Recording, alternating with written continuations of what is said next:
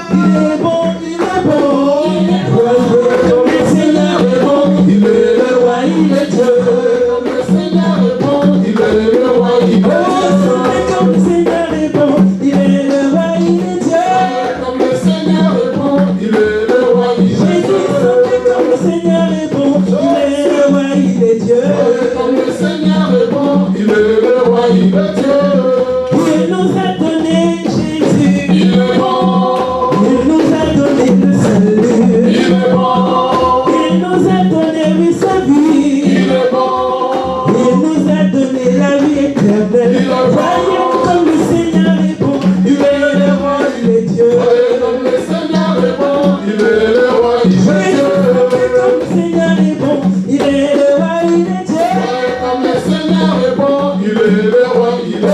Voyez que le Seigneur est bon, il est le roi, il est Dieu. Voyez comme le Seigneur est bon, il est le roi, il est Dieu. Il est bon, il est bon, il est bon, il est bon, il est bon, il est le roi, il est Dieu. Voyez comme le Seigneur est bon, il est le roi, il est Dieu. Comme le Seigneur est bon, il est le roi, il est Dieu. Voyez comme le Seigneur est bon, il est le roi, il est Dieu. Quand je vois la bonté de mon Dieu briller sur le toit de ma maison, oh, mon âme bénit le Seigneur. Quand je vois la bonté de mon Dieu briller sur le toit de ma maison, oh, mon âme bénit le Seigneur. Quand je vois mon Dieu briller sur le toit de ma maison, oh, mon âme bénit le Seigneur. Quand je vois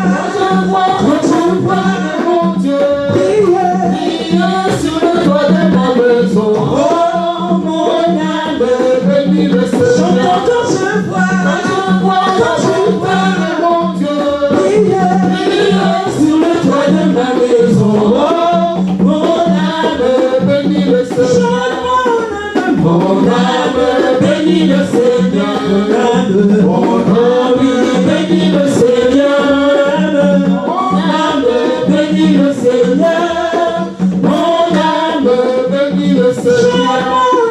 mon âme Bénis le Seigneur, Bénis le Seigneur. mon âme bénit le Seigneur, mon âme Bénis le Seigneur. mon âme Bénis le Seigneur. bénit le Seigneur, mon âme bénit le Seigneur, mon âme bénit le Seigneur. Oh, quand je vois la bonté de mon Dieu briller sur le toit de ma maison, oh, mon âme bénit le Seigneur. Quand je vois Mon Dieu, briller sur le toit de ma maison, oh,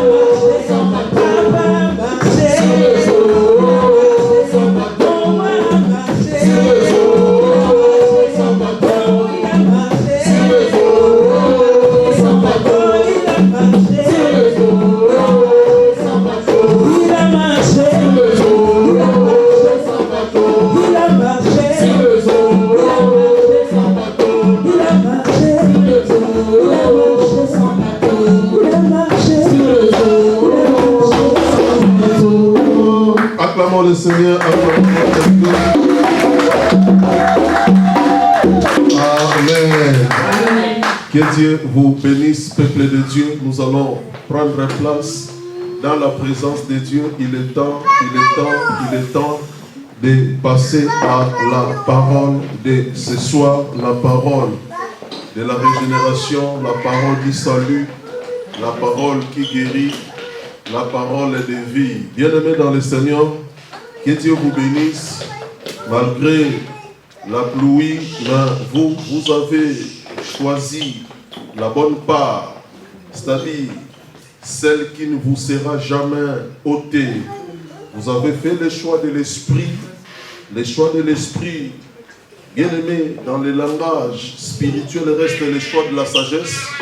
Le choix de l'esprit reste le choix de la vie.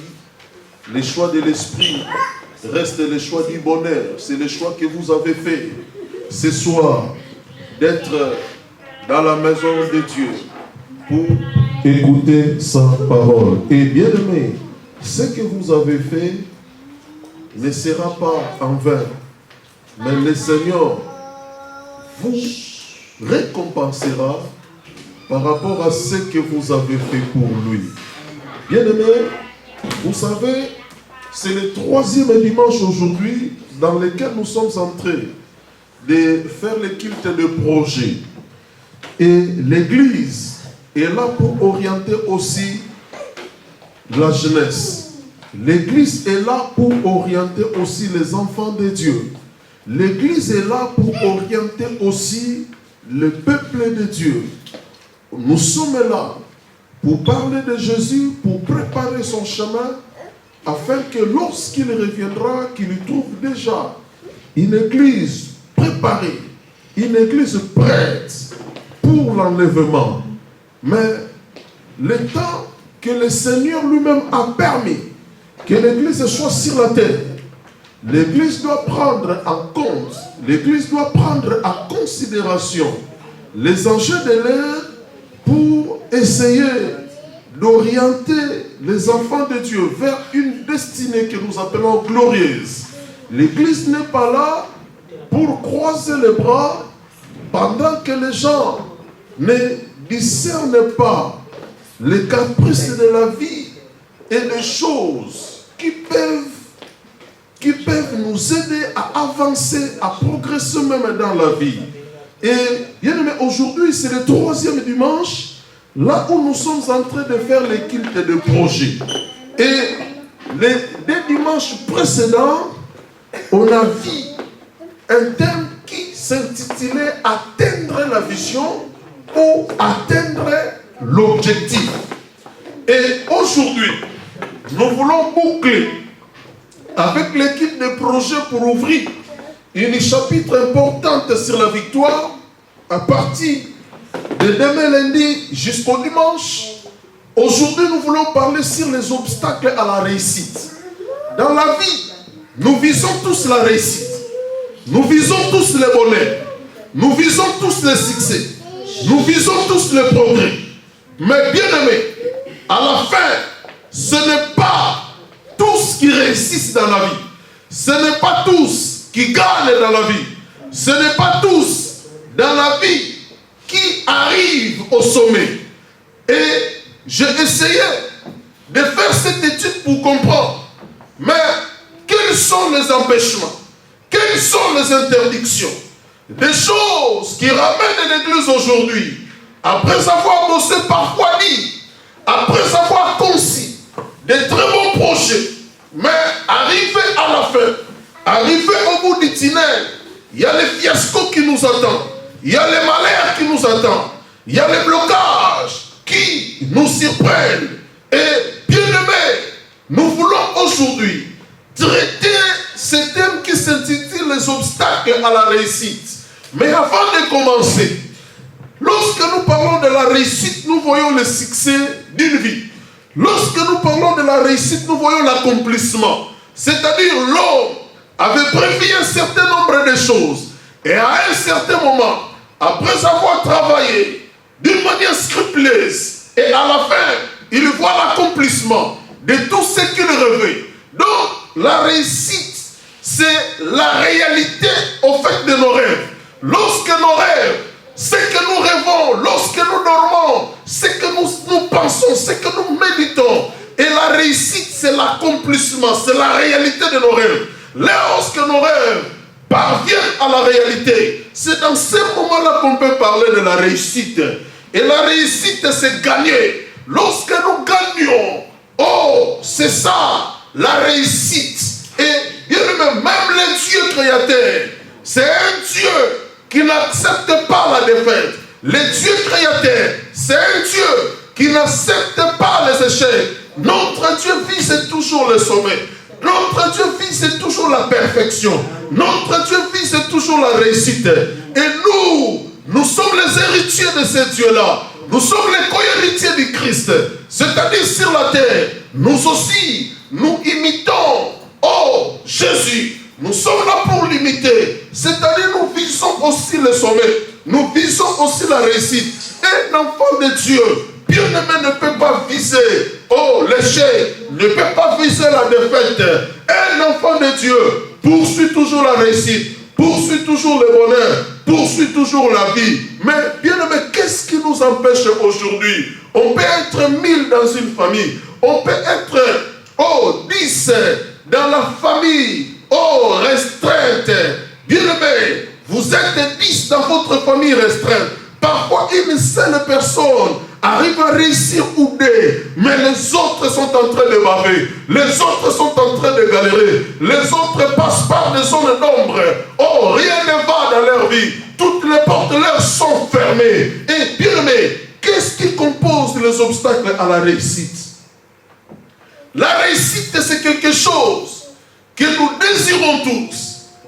La réussite, c'est quelque chose que nous cherchons tous.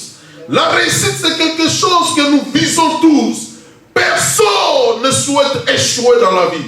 Personne ne souhaite être inutile dans la vie. Nous voulons tous, oh, nous cherchons tous à être utiles à quelque chose, à être utiles dans nos familles, à être utiles même à l'église, à être utiles dans la société. Et bien aimé, nous allons voir Genèse chapitre 1er. Le verset 31, la première personne qui avait atteint le sommet, qui avait accompli ses rêves, et ce jour-là, cette personne se réjouit. Genèse chapitre 1er, le verset 31, la Bible dit dans Genèse chapitre 1er, le verset 31, Dieu vit tout ce qu'il avait fait, et voici cela était très bon. Ainsi, il y eut un soir, et il y eut un matin, ce fut le 6e jour. Ici, nous sommes au 6e jour de la création. La Bible dit, au 6e jour de la création. Le chiffre 6, c'est le chiffre de l'homme. Parce que c'est au 6e jour que Dieu avait créé l'homme. Et le 7e jour, Dieu s'est reposé. Il a créé l'homme. Le 6e jour, le jour proche de son repos, Dieu avait une vision sur l'homme. Il n'a pas voulu créer l'homme le premier jour, parce que son repos devait être le 7e jour. Il a créé l'homme au 6e jour, le jour proche de son repos, parce que Dieu voyait, une fois créé l'homme le 6e jour, il le fait rentrer avec lui dans son repos. Pour que l'homme se repose, pour que l'homme se réjouisse, pour que l'homme règne, pour que l'homme domine, pour que l'homme, oh, puisse mener une vie de paix, une vie de joie, une vie de tranquillité, de bonheur. Et bien aimé, le 6e jour, Dieu a regardé la création. Après avoir créé l'homme, il examine tout. La Bible dit dans Genèse chapitre 1er, le verset 31, et Dieu ce jour-là, il a vu que tout ce qu'il avait créé, et voici, c'était bon. Et bien aimé, si la Bible utilise le terme bon en parlant de la création, la Bible dit, et voici cela était très bon. Dieu a vu que tout ce qu'il avait fait était très bon. Bien aimé, en quelque sorte, ici c'est Dieu qui parle. Dieu a vu que tout ce qu'il avait fait était bon. Donc c'est-à-dire, Dieu a vu la réussite. Dieu a fait le succès dans la création, dans tout ce qu'il comptait faire, dans tout ce qu'il avait résolu, dans tout ce qu'il avait à faire. Il a vu que tout cela était bon. Donc, le Genèse 1er 31, nous voyons la réussite de Dieu. Nous voyons la réjouissance de Dieu. Nous voyons, bien aimé, la satisfaction de Dieu. Dieu était satisfait de voir la création, de voir tout ce qu'il avait fait. Oh, ça répondit à ses rêves, ça répondit à ses goûts, ça répondit à ses valeurs, ça répondit à ses attentes. Tout ce que Dieu attendait de la création. Dans Genèse 1, 31, il a vu l'accomplissement de tout cela. Et Dieu était aussi content. Oh, bien aimé, bien que Dieu n'échoue jamais, il savait qu'il allait réussir. Parce que Dieu n'a jamais échoué. Oh, nous chantons même Dieu n'échoue jamais. Bien aimé, parce que Dieu ne peut pas échouer. Personne ne peut combattre Dieu et le vaincre. Il est toujours le vainqueur de tout le temps. Il est toujours celui qui réussit. Il est toujours celui, qui possède le succès de la vie. Oh, si nous désirons le succès, il faut tout simplement s'accrocher à lui. Parce que c'est lui, le distributeur du succès, le distributeur de la réussite. Bien aimé, il savait qu'il allait réussir. Mais ce jour-là, quand il a vu cette réussite, quand il a vu cet accomplissement, Dieu s'est réjoui. Il dit, oh, voici tout ce que j'ai créé.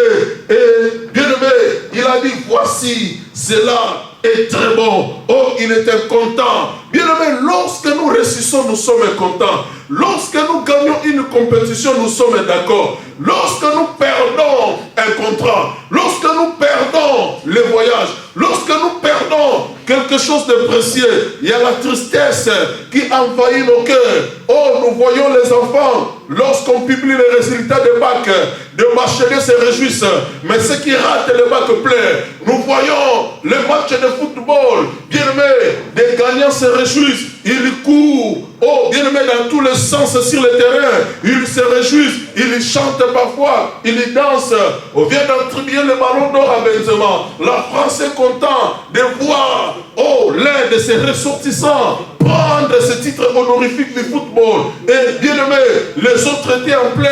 Donc, c'est-à-dire, à chaque fois qu'il y a une défaite, nous voyons les gens en train de pleurer. À chaque fois qu'il y a un échec, les gens pleurent. Mais lorsque la réussite, le président gagne les élections, il se réjouit, il se retrouve, oh, avec son staff, dans son quiché, pour célébrer la victoire. C'est-à-dire, tout le monde dans la vie vise la réussite. Même Dieu n'attend pas à échouer quelque part. Dieu attend toujours la réussite. Dieu attend toujours le bonheur. Dieu attend toujours le succès et l'accomplissement de tout ce qu'il désire. Alléluia. Amen.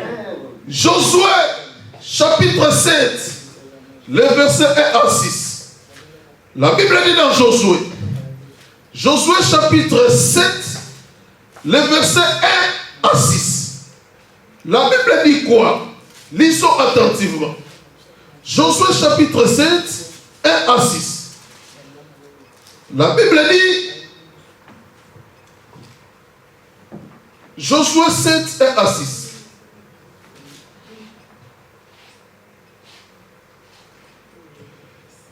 La Bible relate l'histoire des enfants d'Israël. Les enfants d'Israël, une fois sortis de l'Égypte, ils se dirigeaient vers la terre promise, vers Canaan, l'endroit où Dieu avait prévu de les donner. Et ils ont traversé des territoires, des villes et des villages. Ils ont traversé des cités parce qu'ils avaient marché pendant 40 ans dans le désert. Mais la Bible dit arrivé devant une petite ville au nom de Haï. Josué envoie des personnes pour aller espionner la ville, pour savoir s'il faut qu'il aligne combien de vaillants soldats pour conquérir cette ville. Une petite ville Haï. Les espions sont partis de nuit pour inspecter la ville. À leur retour, ils ont fait rapport à Josué pour dire, ce n'est pas la peine de fatiguer beaucoup de gens. C'est vraiment un petit pays qu'on peut prendre même avec 300 hommes. Laissez les soldats se reposer. Envoie seulement, même 3000 hommes, ça va pour conquérir la ville. Bien-aimé, Josué a écouté les espions qui étaient partis espionner la ville d'Aï. Mais Josué a écouté.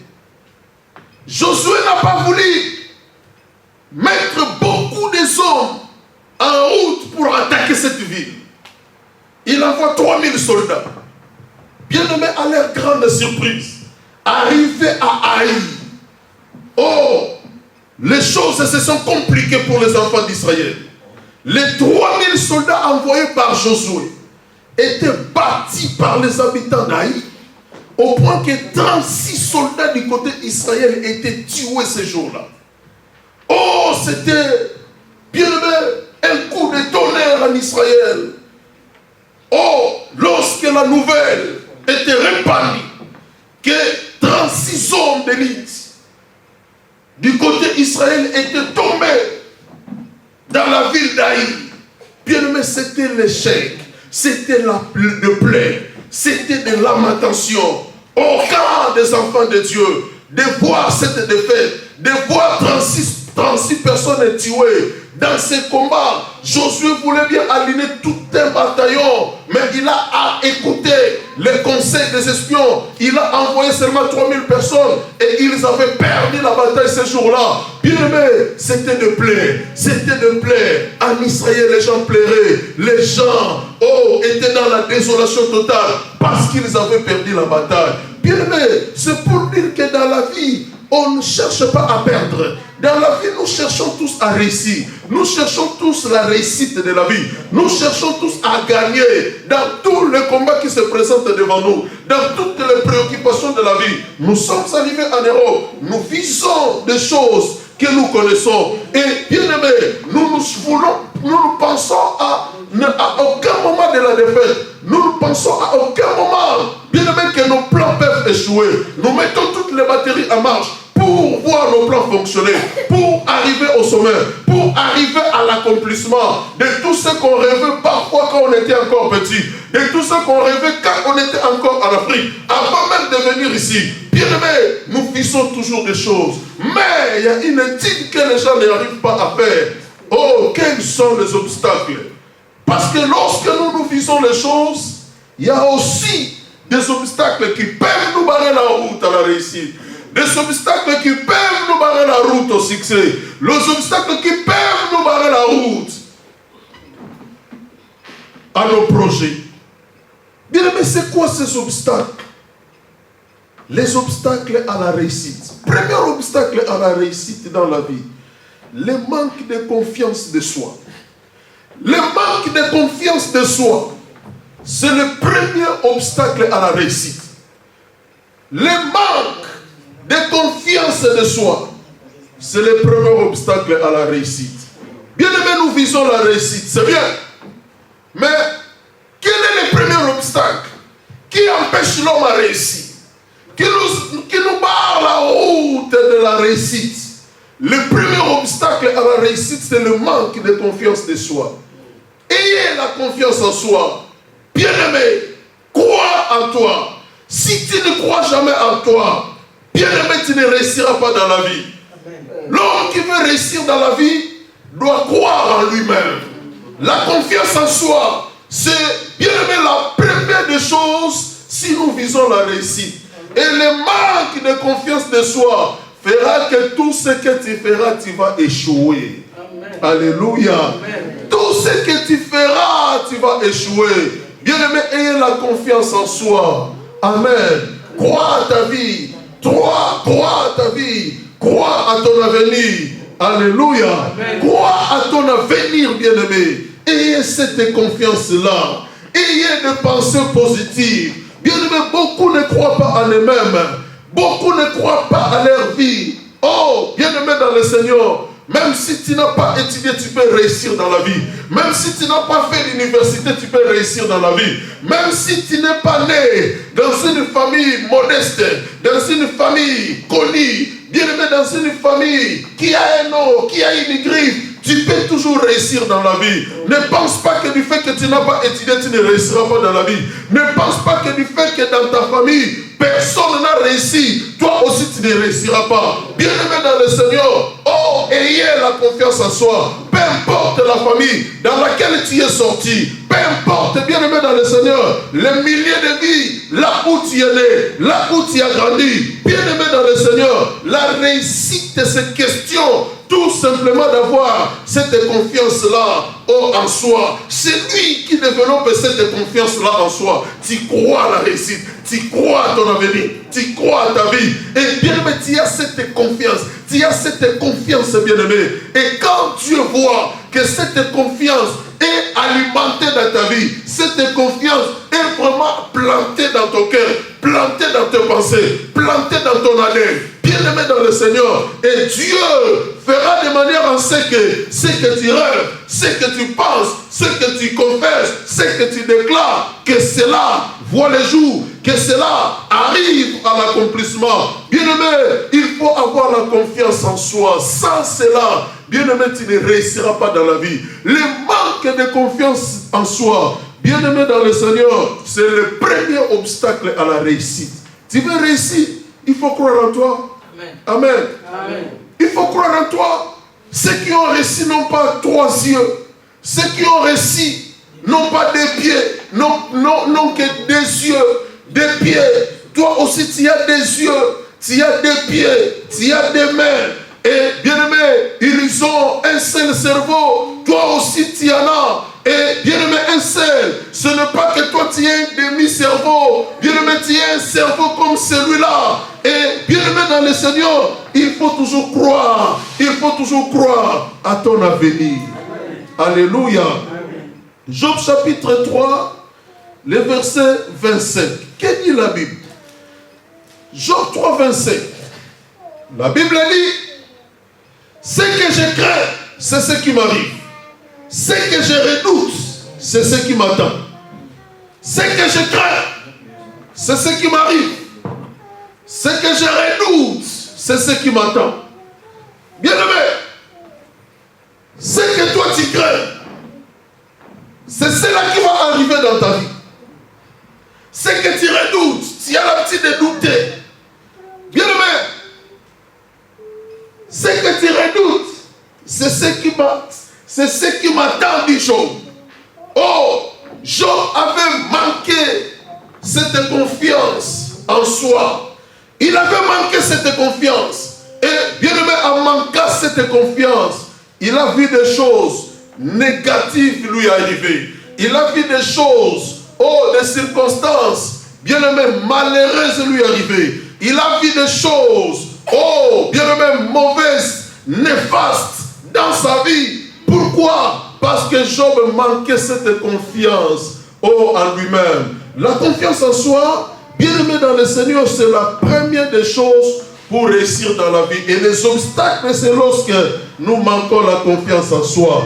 1 Samuel, je vais vraiment m'attarder sur 1 Samuel chapitre 17, les versets 26 à 37.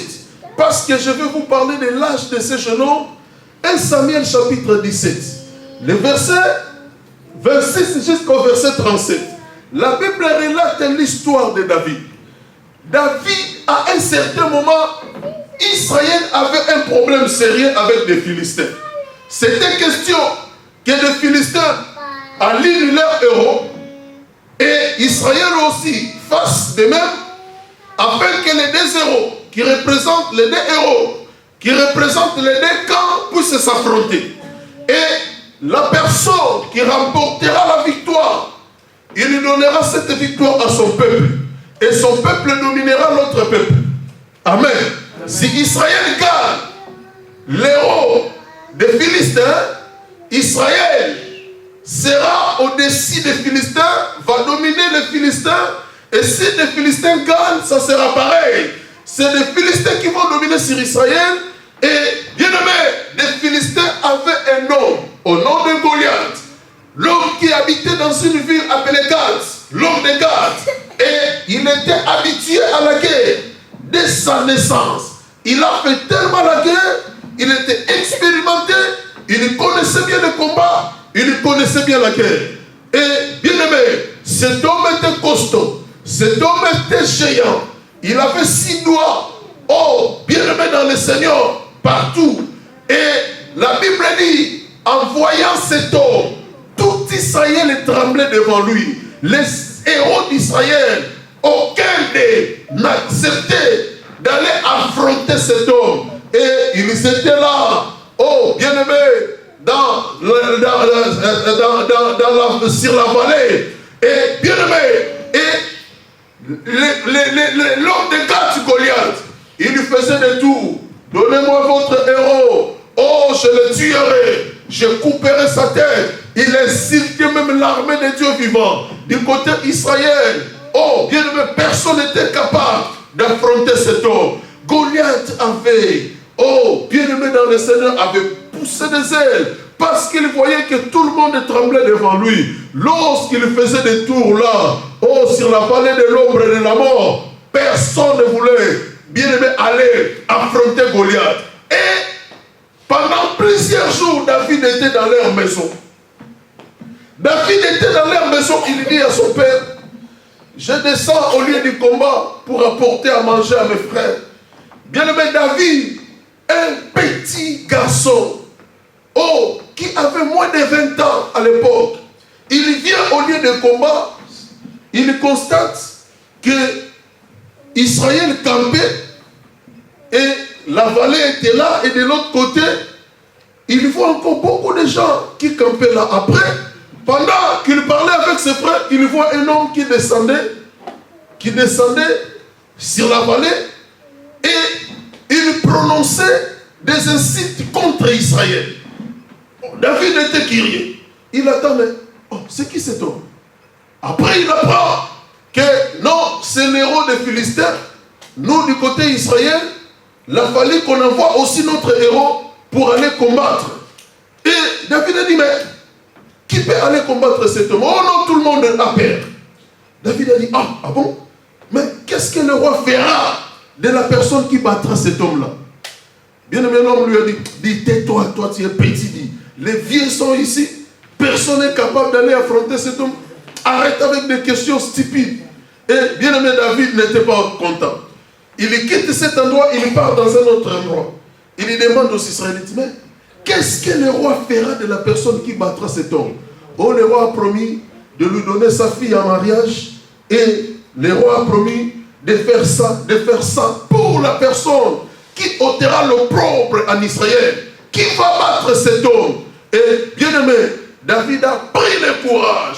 Il est parti voir le roi. Il dit au roi Saül, moi je vais battre cet homme. Et aujourd'hui, je couperai la tête de cet homme et je donnerai, oh, sa chair aux oiseaux du ciel. Et bien aimé, c'était étonnant de voir un petit garçon qui affirmait des choses, bien aimé, qu'il ne comprenait pas. Oh, les gens croyaient, il a un problème psy, il a un problème mental. Parce que comment un homme géant, un homme costaud, un homme habitué à la guerre, comment toi, un petit garçon, tu peux affronter cet homme? Oh, il lui dit au roi, oh, roi, vis éternellement. Un jour, j'étais dans la brousse, j'ai gardé les troupeaux de mon père. Un lion était venu pour prendre une brebis. Je sautais sur le lion, j'ai tué le lion et j'ai délivré la brebis. Et un autre jour, c'était l'ours qui était venu pendant que je gardais les brebis de mon père.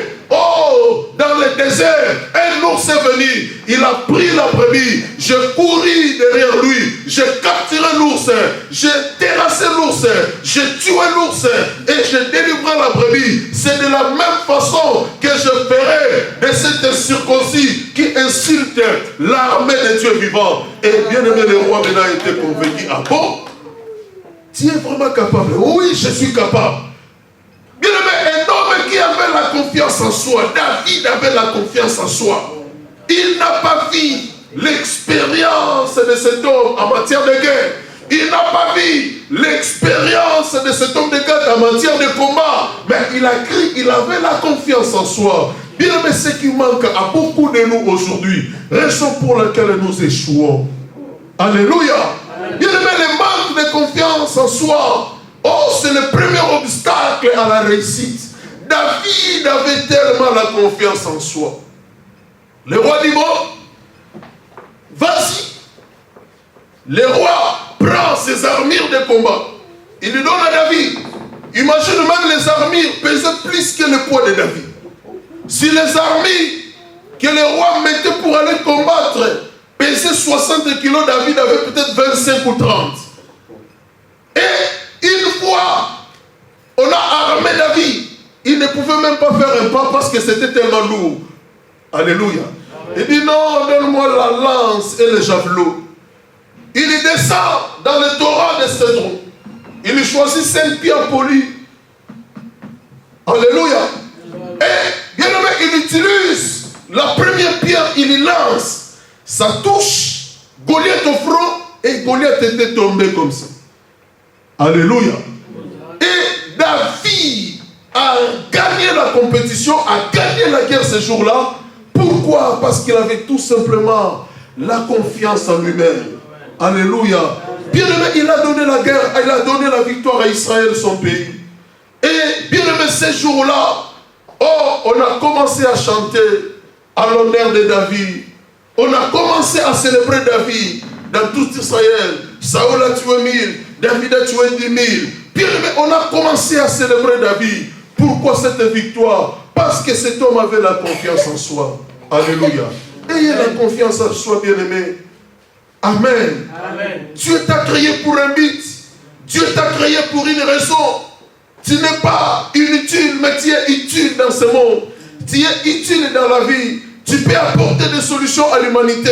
Tu peux apporter des solutions dans ta famille. Bien-aimé, ne te sous-estime pas. Ayez la confiance. Parce que le manque de confiance t'amènera à l'échec. T'amènera, bien-aimé, à échouer dans la vie. Si tu veux réussir dans la vie, ne vois pas ta famille. Ne vois pas ton niveau d'études. Mais bien-aimé, aie tout simplement la confiance en soi. Et tu réussiras dans la vie. Amen. Amen. Amen. Bien-aimé, il y a un témoignage très émouvant. Une femme avec 4 enfants. Elle vivait dans la pauvreté.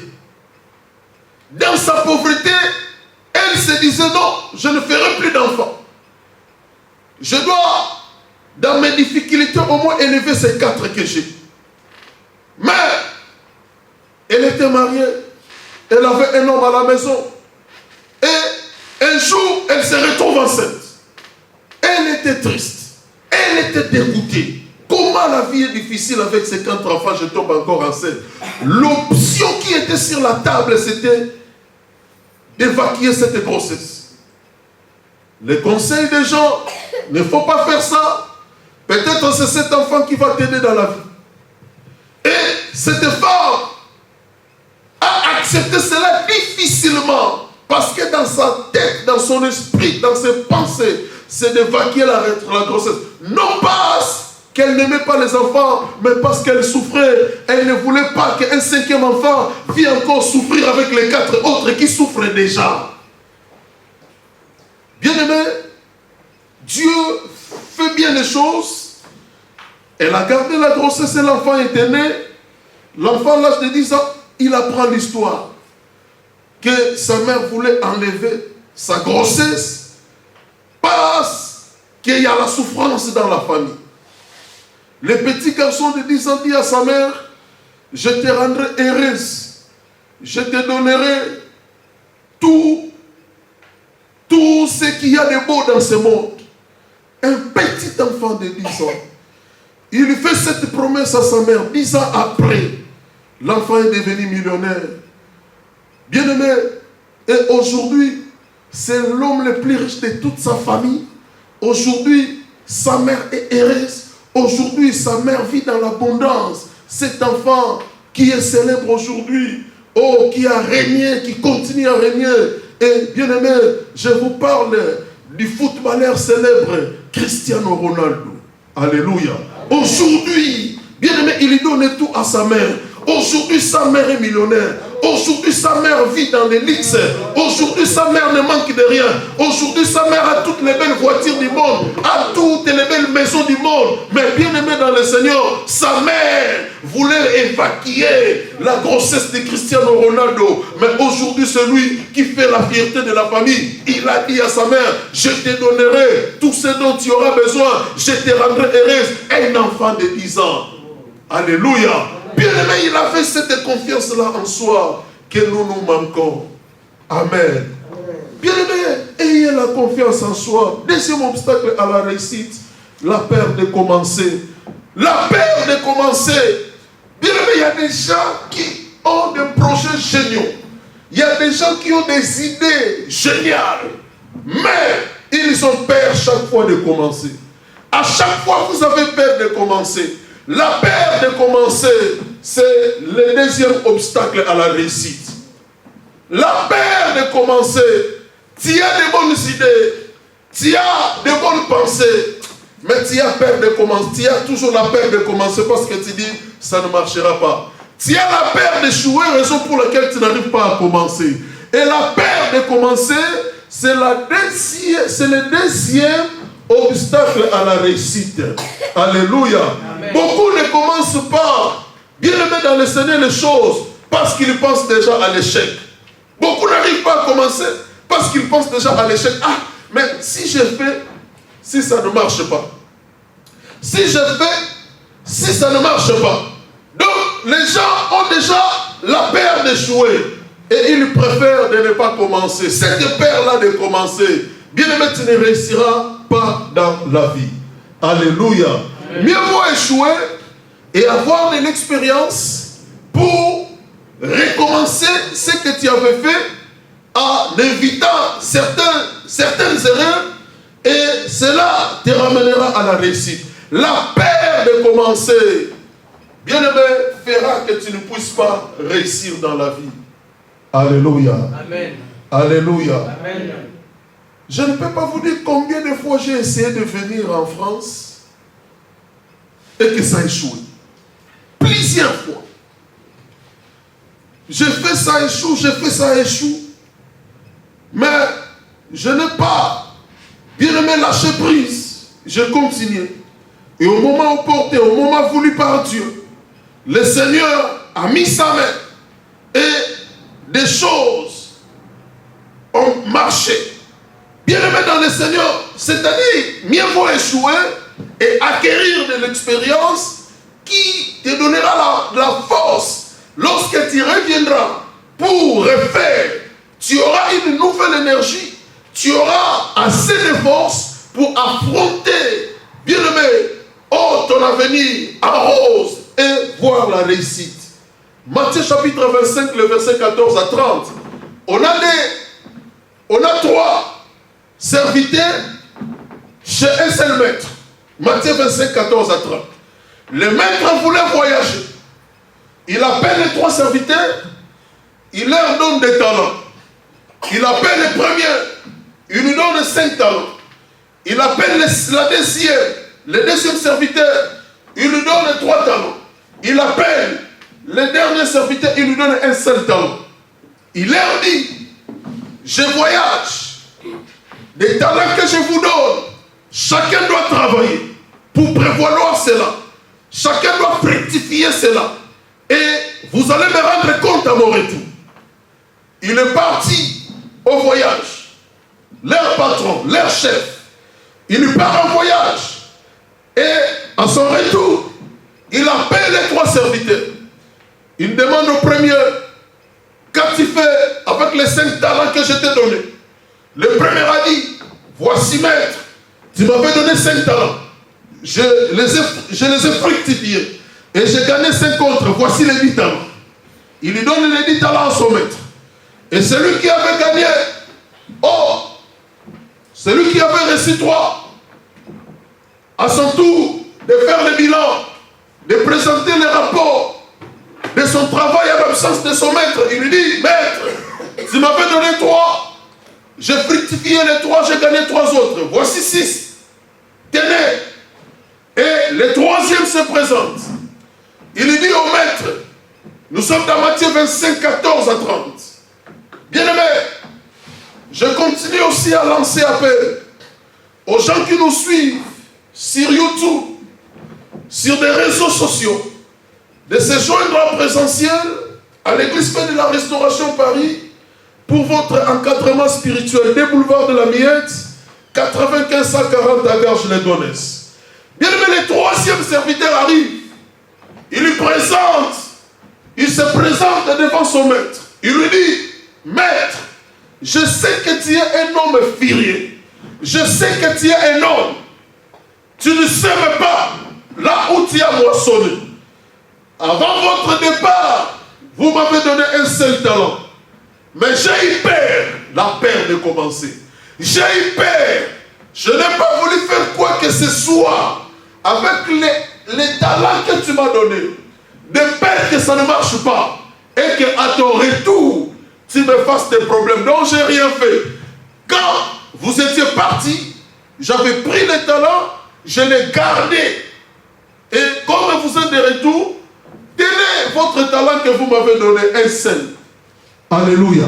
La peur de commencer. Bien aimé, beaucoup de gens sont bités par ces problèmes. La peur de commencer. Oh, tu veux faire une business. Tu veux commencer les affaires. Mais tu as peur. Ah, est-ce que vraiment ça va réussir? Bien aimé, la peur de commencer fera que tu ne réussisses pas dans la vie. La peur de commencer va constituer un obstacle pour que tu ne réussisses pas dans la vie. C'est lui qui veut réussir dans la vie, doit avoir ce courage-là de commencer. Alléluia. Le courage de commencer. Bien aimé, l'homme qui avait reçu un seul talent avait la peur de commencer parce qu'il se disait à lui-même, si je commence et que ça ne marche pas et que je perds ce talent et quand mon maître viendra, je ne commence pas. C'est mieux à son retour, c'est mieux pour moi de lui donner son talent au lieu de le perdre. Bien aimé, des mauvaises pensées, des pensées négatives, des pensées, de l'échec qui était déjà en lui. Bien aimé dans le Seigneur, la Bible dit la mort et la vie sont au pouvoir de la langue. Ce que tu confesses, c'est ce qui arrivera. Ce que tu déclares, c'est ce qui va s'accomplir dans ta vie. Bien-aimé dans le Seigneur, le matin quand tu te réveilles, arrose ta vie avec de belles paroles. Arrose ta vie avec de belles phrases. Ces belles phrases vont accompagner ta vie jusqu'à une destinée glorieuse, jusqu'à une destinée meilleure.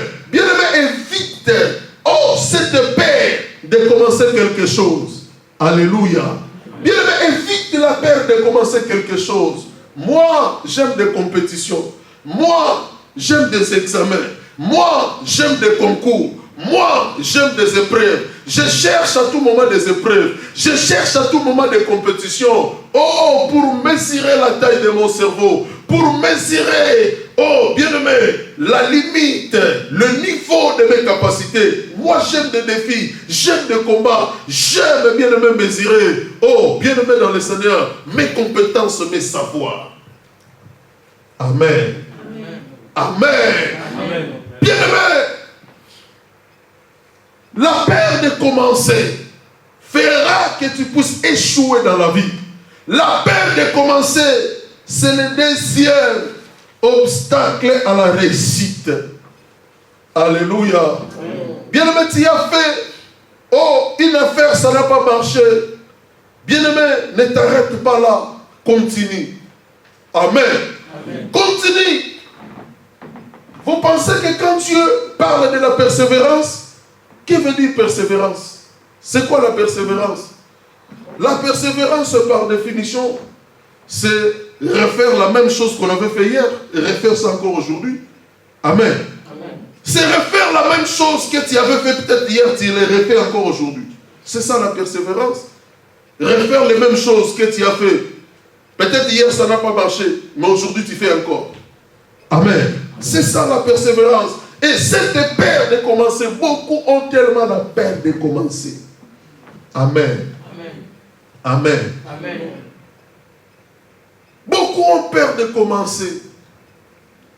Je connais quelqu'un qui a bien eu les permis, mais il a toujours peur de conduire. Et j'ai peur, je risque de tuer quelqu'un en route. Bien-aimé dans le Seigneur.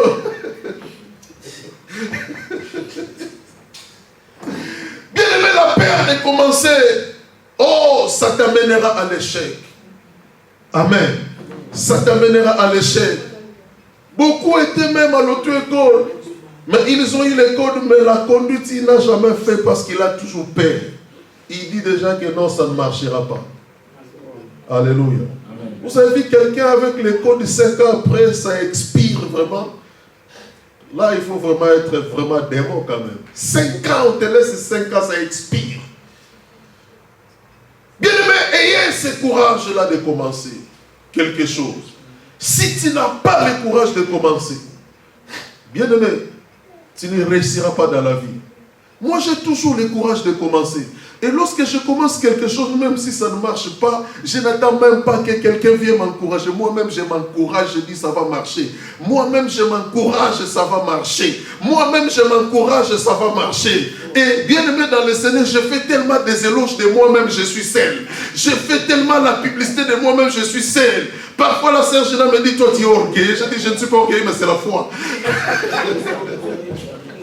Alléluia. Amen. Alléluia. Bien-aimé, il faut éviter cette peur. Il faut toujours avoir le courage de commencer pour réussir dans la vie. Dernière chose que je vous dirai aujourd'hui, pour aujourd'hui, troisième obstacle à la réussite, c'est la négligence. Amen. Là, je ferme même mes enseignements. La négligence. Bien-aimé, la négligence, c'est le troisième obstacle à la réussite. L'homme qui veut réussir ne peut pas être négligent. Il y a tellement de négligents. Il y a tellement de gens qui sont négligents. Ils négligent même sa vie. Ils négligent même son avenir. Ils négligent même, bien aimé, sa famille. Ils négligent son foyer. Ils négligent tout. Ils négligent tout. Ils négligent tout. Et bien aimé, il y a des gens qui sont comme ça. Qui prennent les choses à la légère. Donc la négligence, c'est le fait de prendre les choses à la légère. La négligence, c'est le fait de ne pas vraiment donner assez d'importance, assez de la valeur à ce que nous sommes en train de faire. Il y a des gens qui sont tellement négligents. Vous ne pouvez pas imaginer comment j'étais fâché très récemment là. On nous invite à un mariage qui devait commencer à midi à la mairie. Le monsieur le maire est là, parce que le mariage se programmait à midi. Et on est resté là avec la sage. Non, ça va commencer à midi. Nous, on s'est pointé là à 11h30, parce que ça commence à midi. Et des mariés, même à midi, n'étaient pas là. Jusqu'à 13h, on n'était pas là. Jusqu'à 13h, ils n'étaient pas là. Et à 13h, on m'appelle, oui, docteur. Tu es où? Je dis, mais je suis à la mairie, ça depuis 11h30. Ça devait commencer à midi. Et là, il est 13h, je suis là. Oh, est-ce que tu peux nous envoyer une voiture? Alléluia. Amen. Bien aimé, on a envoyé la voiture pour aller chercher ces gens-là. On a envoyé la voiture et un chauffeur. Alléluia. La négligence. Amen. Bien aimé, la négligence, c'est le troisième obstacle à la réussite. C'est l'obstacle majeur à la réussite. Celui qui veut réussir ne peut pas être négligent. Bien-aimé, ne néglige rien. Amen. Ne néglige rien. On a l'intercession lundi ici, de 18h30 à 20h. Et même s'il n'y a personne, moi je viens, j'intercède seul. Même s'il n'y a personne, moi je viens pour intercéder. Même s'il n'y a personne, je viens pour intercéder. On m'appelle parfois quelque part pour aller chercher quelque chose, donc l'argent. Je dis non, je pars à l'intercession. Mais il n'y a personne, je serai parfois seul. Bien aimé, parce que lorsque vous ne négligez pas ce que vous faites, ce que vous êtes en train de faire, si vous donnez de la valeur à ce que vous êtes en train de faire, si vous donnez de l'importance à ce que vous faites, bien aimé, vous mettez de l'ordre, vous mettez de la discipline, vous mettez de la rigueur, la surveillance, les sérieux possibles, et bien aimé dans le Seigneur, vous allez réussir dans la vie. Amen. Quand je dis que ce ministère va réussir, ce ministère va traverser des frontières, ce ministère va aller dans les 4 coins du monde, bien aimé dans le Seigneur, là c'est la foi, mais je sais aussi ce que je dis. Alléluia. Amen. Pourquoi? Parce que je connais ce Dieu et je connais qui est Paul. Je connais, bien aimé dans le Seigneur, la personne que je suis. Amen. Amen. Je connais la personne que je suis. Tu ne me parleras pas de moi, je le connais. Alléluia. Amen. Et je connais ce Dieu-là. Bien aimé, nous allons aller très loin. Connectez-vous tout simplement à la vision. Il y a des grandes choses qui viendront. Il y a des grandes choses qui vont venir dans les jours à venir. Alléluia. Bien aimé dans le Seigneur, la négligence ne néglige rien. Amen. Ésaü et Jacob, la famille était là. Ésaü avait faim. En revenant de la chasse, il n'a rien chassé. Il était affamé. Il rentre à la maison très fatigué, très affamé, très épuisé, sous la chaleur même du jour. Et il y a son frère qui avait quelque chose à manger. Il lui demande à manger à son frère Jacob. Son frère lui dit, si tu veux que je te donne mon gibier, mon repas, vends-moi ton droit d'aînesse. Et, bien aimé, Ésaü a accepté. Il lui dit, mais je meurs de faim, à quoi me servira ce droit d'aînesse si je meurs aujourd'hui? Prends ce droit d'aînesse et donne-moi à manger. Et bien aimé, il lui donne le droit d'aînesse à son petit frère et son petit frère lui donne à manger. Alléluia. Amen. Alléluia. Amen. C'est comme si tu donnes un immeuble qui peut coûter 2 millions, tu donnes ça à quelqu'un qui t'a donné tout simplement un petit bonbon de 200 francs et un petit bonbon de 20 centimes. Alléluia. Amen. Il faut voir le niveau de la négligence. Comment un homme qui vit peut négliger quelque chose de précieux qu'il détient, quelque chose de précieux qu'il a. Comment un homme bien aimé dans le Seigneur peut négliger cela? Alléluia. Amen. Bien aimé, ne néglige pas ton avenir. Ne néglige pas ta vie. Alléluia. Amen. Ne sois pas négligent dans la vie. Ne néglige pas ta vie. Ne néglige pas ton avenir. Amen. Bien-aimé, évite la négligence. Ne néglige pas ton avenir pour de l'argent. Une femme cherchait que je l'épouse. Elle me présente 300 000 €. Ce n'est pas des histoires. C'est des choses vraies. La sœur Géna connaît l'histoire. Je lui ai dit, je ne suis pas matérialiste. J'avais dit non. J'ai dit, je ne t'épouserai pas parce que tu m'as tendu 300 000 €. Ou achète une maison si tu veux avec. J'ai dit non, ce n'est pas l'argent seulement qui compte dans la vie. La sœur Géna connaît même cette femme. Elle parle aussi même avec cette femme. Bien aimé, quel est ce garçon-là qui quitte l'Afrique, qui débarque en Europe, 300 000 €? Il dit non. Il faut être moi pour le faire. Et j'avais dit non. Amen. Épouse-moi, tiens 300 000 €. J'ai dit non, non. Alléluia. Amen. Bien aimé, ne néglige pas ton avenir. Ne néglige pas ta vie pour de l'argent. Ne néglige pas ta vie. Et à cette époque-là, je n'avais même pas de papier. Quand j'ai traversé cela, vous savez, je suis pasteur, je prêchais dans des églises. J'avais toujours des propositions là, célibataires, quand je suis venu. Plein de propositions. Des familles venaient accompagner leurs filles. Est-ce que tu peux marier notre fille? J'ai vécu toujours ça. Alléluia. Bien-aimé, ne néglige pas ton avenir. Tu ne sais pas ce que Dieu ce que Dieu prépare pour toi. Alléluia. Bien aimé, la négligence, il y a des gens qui sont tellement négligents. Le boulot, c'est à 8 heures. À 8 heures, il continue encore à dormir. Il avait rendez-vous d'embauche, l'entretien d'embauche à 15 heures. À 15 heures, il est encore dans le RR. Bien aimé dans le Seigneur. Donc, nous négligeons. Le fait de négliger ton mariage. Négliger, bien aimé, l'homme qui t'approche, qui est sérieux. Oh, l'homme qui peut t'amener loin.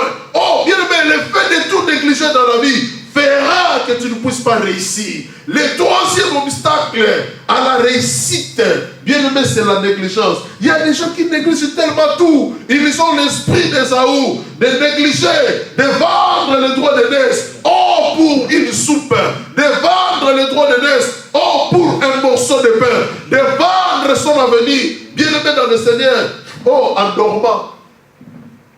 Le sommeil ne te fera rien. Ne sois pas négligent. Parfois, je lis avec le sommeil, mais 4 à 5 heures, il faut que je sois debout pour prier. Je pars prier à 5 heures, je suis vraiment en sommeil. Mais bien aimé, je sais ce que je fais.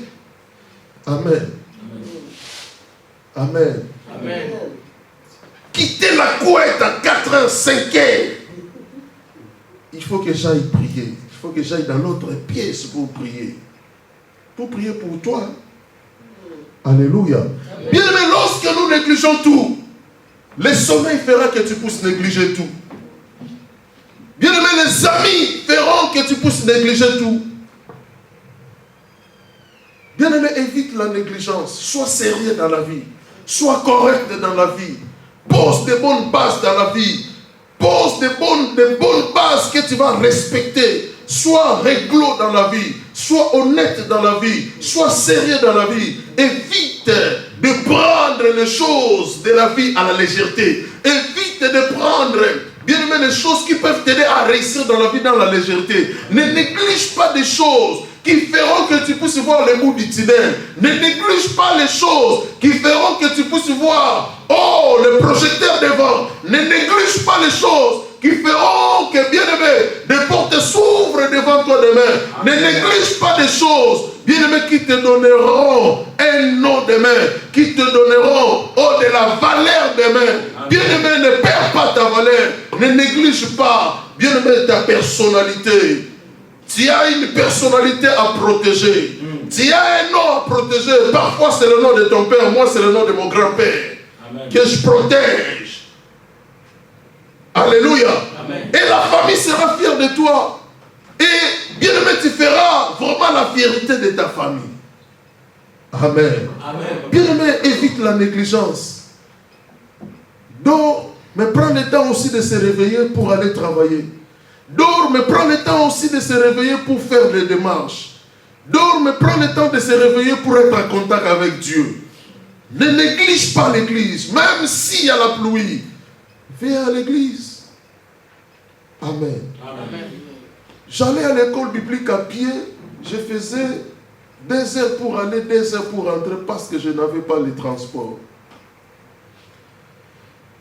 Et même les frais à l'école biblique, c'est un ami pasteur qui avait beaucoup de moyens qui payait l'école biblique pour moi.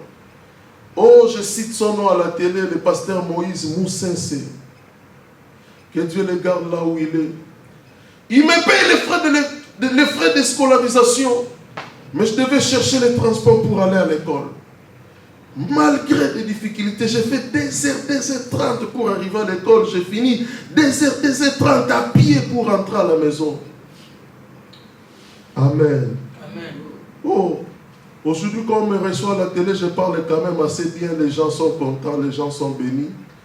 Et la sœur Gina me tape. Oh, je suis fier de toi. Bien aimé, parce qu'on a payé les prix. Parce qu'on a payé les prix.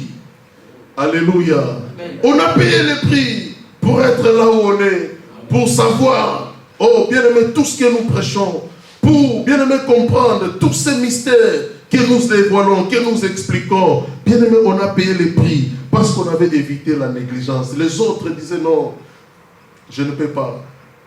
Bien aimé, lorsque vous négligez tout dans la vie, C'est votre avenir qui sera en jeu. Ne sois pas négligent. Amen. Levez-vous, nous allons prier le Seigneur. C'est notre équipe de projet. Et